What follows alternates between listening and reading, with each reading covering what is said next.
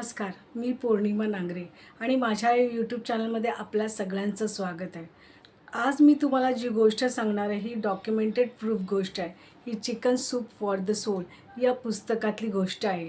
ही jack Kennedy file जे सिक्रेटचे 12 ऑथरमधले एक author होते.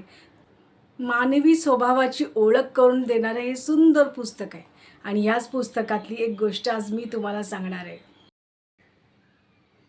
ही गोष्ट आहे एका मुलाची, ज्याचं नाव होतं मार्टिन. मार्टिन हे जॅक केनेडी फाई यांच्या शाळेतलेच एक मित्र होते. आपली स्वप्न जर आपण कागदावर लिहिली तर ती खरी होतात का? तुमचा विश्वास आहे या गोष्टीवर? माझाही विश्वास नाही आहे.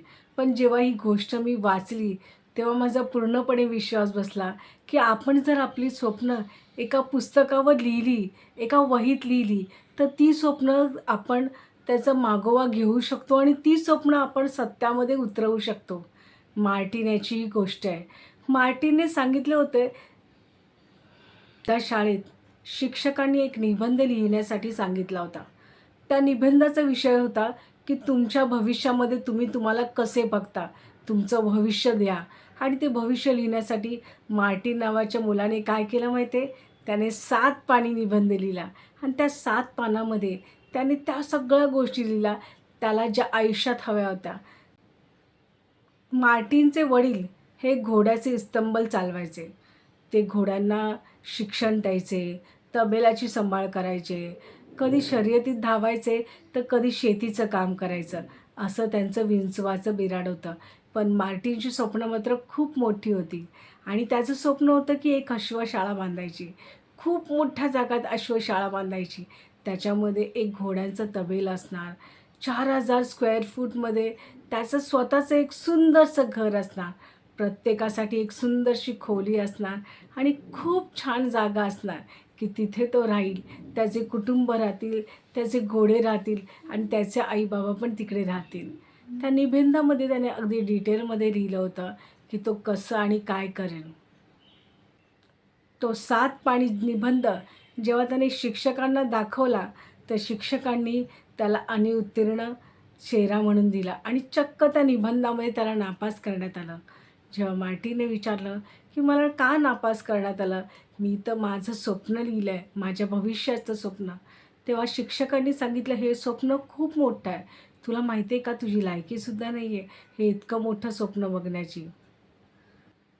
अश्वशाळा बांधण्यासाठी खूप पैसा लागतात, जो तुमच्याकडे नाही आहे, तुझ्या कुटुंबाकडे नाही आहे. तो निबंध त्या दिवशी मार्टिन आपल्या घरी घेऊन गेला. त्याने खूप विचार केला. त्याच्या वडिलांबरोबर त्यांनी ह्या गोष्टी सांगितल्या. तेव्हा वडिलांनीही त्यांना सांगितलं की हे बघ, हा तुझाच निर्णय आहे की तुला शेवटी काय व्हायचं आहे.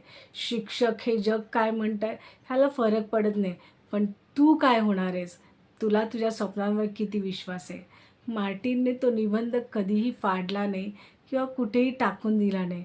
तो निबंध मात्र त्याने स्वतःच्या जवळ ठेवला. शिक्षकांनी त्याला सांगितलं होतं, तू दुसरा निबंध लिहून आण, मी तुला पास करेन. पण मार्टिनने तो निबंध कुठेही टाकला नाही किंवा फाडला पण नाही. तो निबंध त्याने तसाच ठेवला. आणि तुम्हाला माहिती आहे सत्यामध्ये काय झालं? सत्यामध्ये असं झालं की मार्टिनची खूप मोठी अश्वशाळा बांधण्यात आली आणि मार्टिन श्रीमंत लोकांमध्ये गणला जाऊ लागला. त्या अश्वशाळेमध्ये खूप छान तबेले होते, घोडे होते. घोड्यांना प्रशिक्षण देण्यासाठी एक जागा होती आणि त्याने त्या निबंधामध्ये जसं लिहिलं होतं की माझं घर असं असेल, तसं असेल, ते सुद्धा स्वप्न खरं झालं होतं. खूप सुंदर गोष्ट आहे ही. जेव्हा आपल्याला कोणी सांगतं ना की तू तुझी स्वप्न कधीच पूर्ण करू शकत नाही, तेव्हा आपल्यालासुद्धा विश्वास बसतो. आपल्याला डाऊट येतं की खरंच आपण आपलं स्वप्न कधीच पूर्ण करू शकणार नाही, आपल्यामध्ये काहीतरी कमी असेल. पण मार्टिनने ह्या सगळ्या गोष्टींवर मात करून फक्त आणि फक्त त्याच्या स्वप्नांना फॉलो केलं. त्याने त्याची स्वप्न पाहिली आणि सत्यात उतरवलीसुद्धा. 2 वर्षानंतर तेच शिक्षक जे मार्टिनला शिकवत होते, ते मार्टिनच्या त्या अश्वशाळेमध्ये 30 मुलांना घेऊन गेले आणि 30 मुलांना त्याने दाखवलं की ही अशी असते अश्वशाळा आणि 10 दिवसाची कॅम्पसुद्धा तिकडे भरवली. तिकडे राहण्याची, खाण्याची, पिण्याची मार्टिनने स्वतःहून सगळी सोय उपलब्ध करून दिली होती.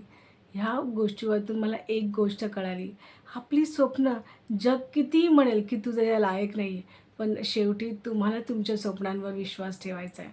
आणि तुम्ही किती विश्वास ठेवताय, की तुम्ही बघितलेली स्वप्न तुम्ही किती प्रमाणात ती खरी करू शकता.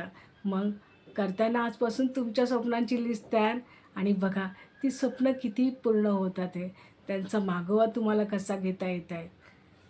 आणि ही गोष्ट जर तुम्हाला आवडली असेल तर नक्कीच या व्हिडिओला सबस्क्राईब करा. धन्यवाद.